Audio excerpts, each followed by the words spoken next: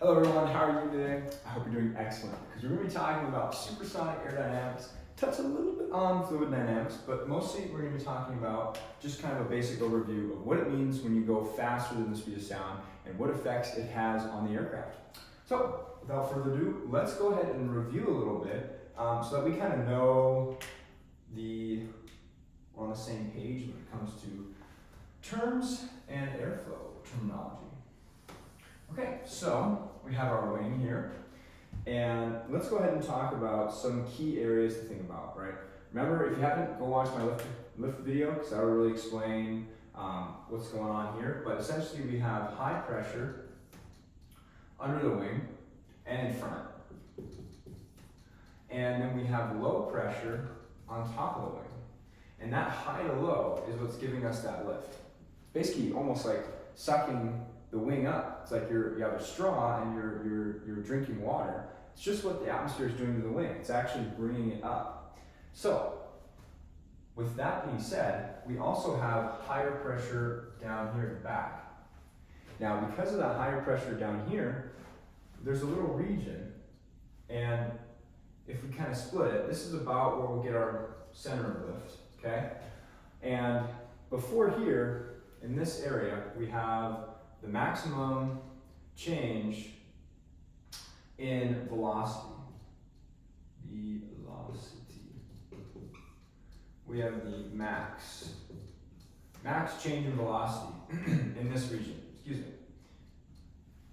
So you go from pretty much stagnant flow all the way to the fastest point, and that fastest point is where our center of lift is.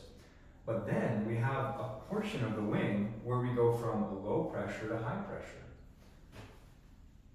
Now that seems a bit funky, right? Because we all know that in most things in nature and especially in aerodynamics, airflow loves going from high to low. Okay, it's like rolling a bowling ball down a hill. It's just going to keep going. It's really natural.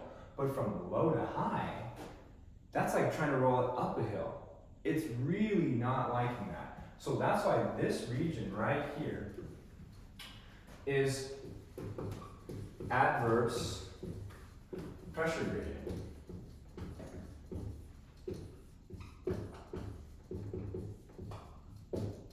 Adverse pressure gradient. And that's because we're going from low to high. So if your bowling ball does not have enough energy to make it up the hill, it's going to start burbling, what we like to call burbling. And these areas are just pockets.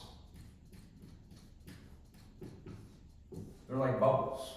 And these bubbles and pockets have zero help on our lift. And they're going to be actually giving us nothing. Like I said, zero help on our lift or nothing. So we're going to have dead airflow. So it's dead. It's not giving us, even though there's air flowing over the wing, it's not giving us any lift. It's dead. So aerodynamically dead. That's the key thing to remember about the adverse pressure gradient, is that in this region from low to high, if it doesn't have enough energy, it's going to become turbulent and it's going to burble, and that burble is in this pocket, and that's dead airflow. We do not want that. It's bad news. Bad news. So now that we've kind of talked about this is kind of setting the stage for supersonic flight, because this adverse pressure gradient is going to be really important. So now that we have a kind of a basic understanding about adverse pressure gradient, essentially from low to high, it's against the flow. So it's got to have enough energy to make it over, and if it doesn't, it separates, becomes dead airflow, and it's bad news for us.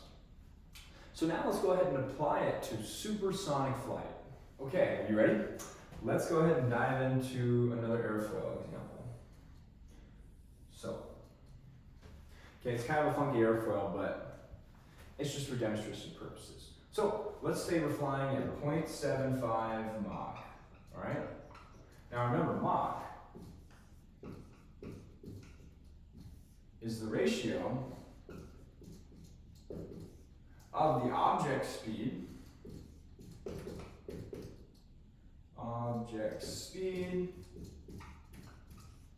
to the speed of sound.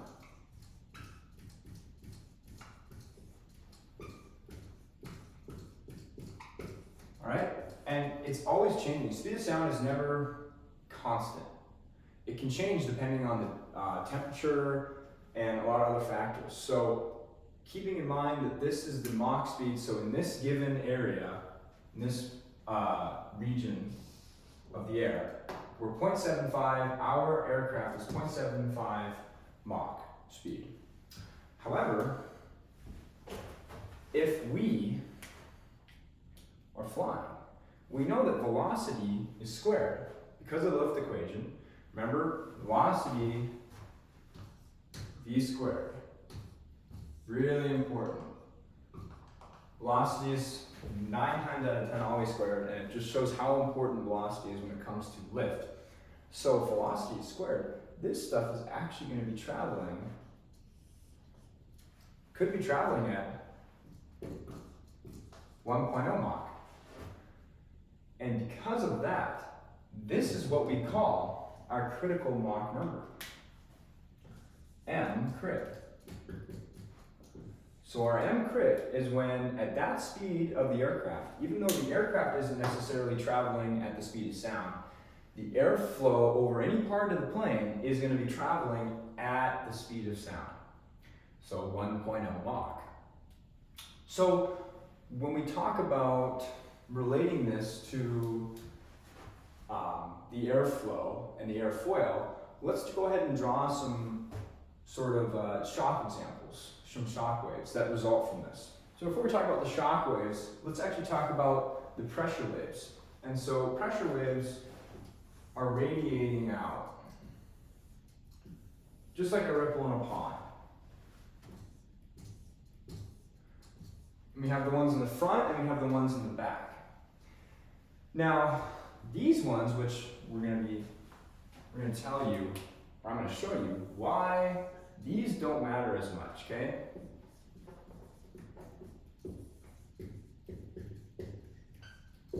But these do.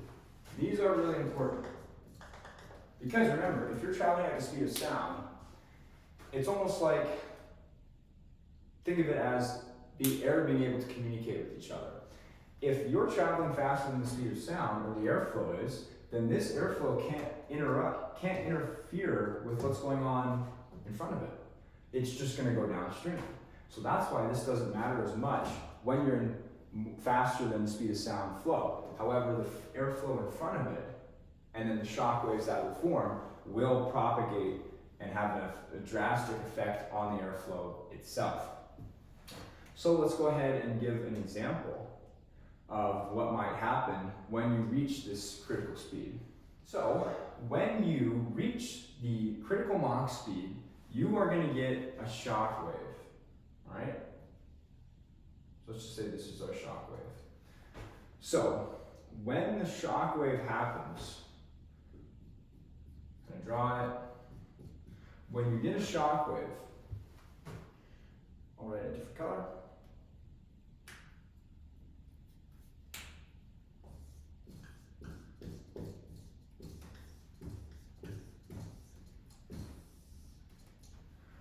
Three things are going to happen when you get a shock wave develop onto an aircraft.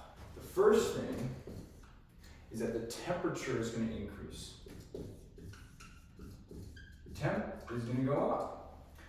And the reason for this is that as the shock wave is formed, intense pressure is going to happen, which is what's leading me to the second one. But because of that pressure, the temperature is just going to skyrocket right there. So behind it, it's going to be increasing temperature. The pressure is going to also go up. And thirdly, the density is also going to go up.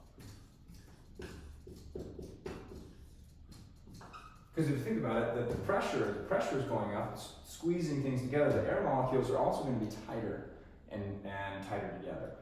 So because of that, the temperature is increasing, pressure is increasing, and density is increasing. Those are the three things that happen when a shock wave forms onto an aircraft. So, remember back to our example. Do you remember the adverse pressure gradient? Adverse pressure gradient. this is where it's going to come back to play. So because of that, remember, we're now going from low pressure, really low pressure, to high pressure before the shock wave. So we have that low pressure, right? So it's going to need a transverse. And if it doesn't have enough energy, it's going to burble and separate it, right? It's going to have that turbulent airflow. So because of this disturbance, it has a huge impact on our lift generation. And so, temperature is increasing, pressure is increasing, and density is going up. So what's going to be happening is, because of this super hard push to go from low to high and then crossing the shock wave, it's going to be separating towards the back if it doesn't have enough energy, and likely it won't. So as you increase your speed, let's just say, oh well, I can go faster and maybe get more energy flowing over the wing. Actually, if you go faster, this is going to get pushed back. And then it's going to get even more dead airflow. So as you increase your speed, actually, the shock wave moves aft. As the shock wave moves, let me go ahead and erase. So as the shock wave moves back, the center of lift is also going to move back. And remember, like I said, remember how it's going from low to high. But why did I put low before this is because everything past the shock wave is going to be turbulent, aerodynamically dead air, okay? So as it goes past, that airflow is going to be, that shock wave is going to be moved back, and therefore our center of lift is going to move back. And that's going to have pretty bad consequences for our flight, I'll tell you what. So because it moves back, we're going to be not having as much authority on the aircraft. We can't control it as much. So that's why reaching the Mach critical number is really important to stay below that. Otherwise you'll run into trouble like this. And so now let's talk about what happens when you exceed this and what can occur. Actually, before I move on, remember that the airflow, this is really important. Let me get a different color. The airflow with the shock wave, we'll say B as in before is supersonic, and then A as in after is subsonic. So the velocity changes from supersonic flow to subsonic flow. And remember that because, like you might be asking, okay, why is it turbulent? Why is it aerodynamically dead behind it? And the answer is, with the adverse pressure gradient, if it doesn't have enough velocity to make it over, it's just not going to be doing you any good. It's like the bowling ball is going to start rolling back down. It's actually going to be hurting you. So that bowling ball is going to start rolling back down because the airflow past the shock wave is going to be subsonic. And it changes from supersonic to subsonic because of the increase in temperature, increase in pressure, increase in density. That's going to be costing it energy. Remember, energy is always constant, cannot be created or destroyed, but it can be exchanged. But because it's exchanged in these other ways, all of a sudden you have less total energy with regard to this area here. It's going to be dispersed with temperature, pressure, and density. It's going to be changed into that. Because it's changed into that, we don't have enough velocity and energy to make it back over, to continue it to the high pressure. And that's why it's going to be turbulent, and that's why it's going to be subsonic past the shock wave and supersonic prior. That is a very, very key thing that I just wanted to mention as well. So key things to think about when you have a shock wave. This is going to ruin your whole day. It's going to ruin your whole day. So let's talk about what we call when we go faster than this and when we actually lose that authority. Okay, so now let's talk about what's called Mach tuck or Mach tuck. Mach tuck. So Mach tuck is what we just described. when you fly, because you can definitely hop in your very own personal SR-71 or F-16, F-18, and you break the sound barrier, and you're flying, and you go faster than your end crit. Or let's just say you take your Cessna 172 and you somehow do this. When you have your airfoil, and don't mind that, when we're greater than our M crit, our critical Mach number, remember, and we have our shock wave.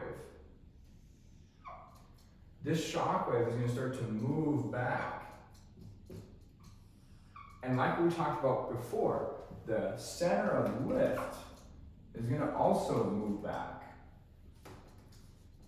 So 1, 2, 3. And because we don't have as much center, because our center of lift is moving back, we actually lose our tail down force. We lose our tail down force.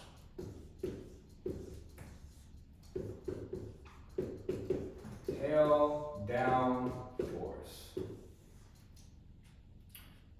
We lose our tail down force.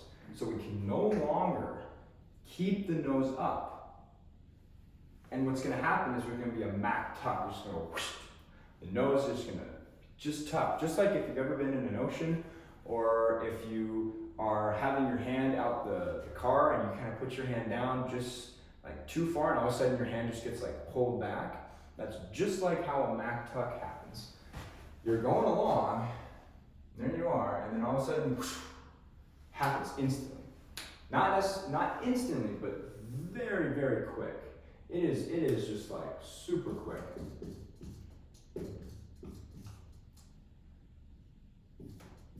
So, you don't want to be caught in this situation. You do not want to be caught in this situation. You don't want to exceed your critical Mach number, because you lose your tail down force, your shock waves will propagate further back, and you'll get a Mach tuck. This has happened many times actually in the past with even some tankers, flying really, really fast, really close to their Mach critical number, and they descend a little bit too much, they pick up too much airspeed, and all of a sudden they exceed it, shock waves forms, and then before you know it, the whole plane snaps in half. So this stuff is real. This is real dangerous. You lose your tail down force. So that's really important to think about. Obviously, we won't need to worry about it if you're flying a plane that can't even do 100 knots, but it's something to think about. Mach crit number, critical Mach number. Now I just want to kind of talk about some things to wrap up our discussion about supersonic aerodynamics and a little bit of fluid dynamics. But also one thing is we can talk about our Mach limit. So our Mach limit, you cannot go faster than this. Your aircraft will break up. It'll confetti. That's bad news. So certain death, Mach limit equals death. You don't want to go faster than the Mach limit. The critical Mach number is when you're right on the hairy edge. The Mach limit is you're already gone by that point. So if Mach tuck hasn't gotten you by that point, this will. So that is really important. You do not want to exceed Mach limit because certain death will occur. One thing that we briefly mentioned during our stall lecture or discussion was buffeting. I think it's 2 T's, buffeting, something like that. You get what I'm trying to say. Buffeting. And this is because of the turbulent airflow. So if we talk about it, so control buffeting, that turbulent airflow is going to be striking our elevator, and it's going to be shaking the controls. It's going to give you this oscillation so you can feel it when you're flying. You're like, whoa, this control stick, the elevator's shaking. That means that you are losing that airflow. The airflow is separating, it's becoming turbulent, it's becoming aerodynamically dead, and it's hitting the elevator and it's causing it to shake. So that's something that happens. In addition, we have what's called the buzz. And this is right around that transonic speed. Right around transonic.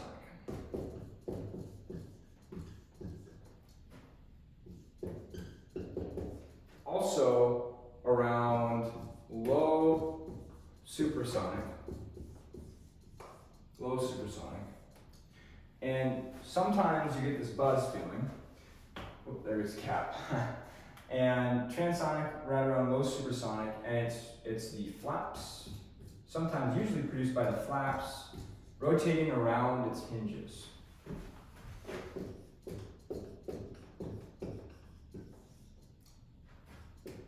Oh gosh, can't spell. Okay, so the buzz is like the not necessarily a shaking in the controls, but the whole plane is just like buzzing, and that's the transonic, also low supersonic, and that's flaps usually kind of vibrating around the hinges, right? So rotating about the hinges. So that's also could be scary, but that's why the buzz is happening. All right, let's talk about another thing, and that is we have our control reversal.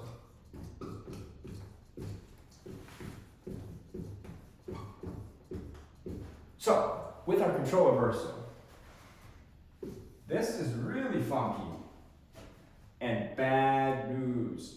You do not want control reversal. Essentially what happens is if you use the ailerons and you're going fast and you have your wing, right? You have your wing. There's your fuselage, propeller, and then your other wing. All right, so there's your funky plane. You have your aileron.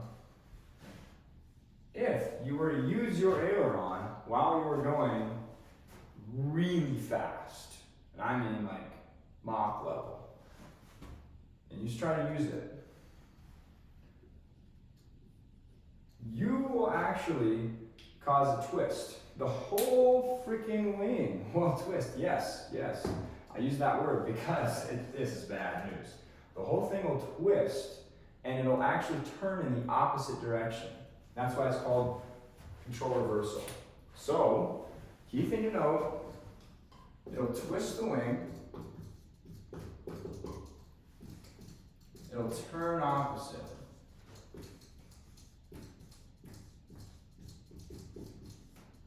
So because it turns opposite, you're going to go left, and all of a sudden, woo, you're going right. And you don't have any control any longer. So this is really, really bad news. So usually, where this is, how you fix it, okay, how do airlines fly and, not actually break up their plane, right? Well, usually they have really big flaps or even longer, but in between the aileron and the flaps, you'll have what's called a high-speed aileron. Write that down. High-speed aileron.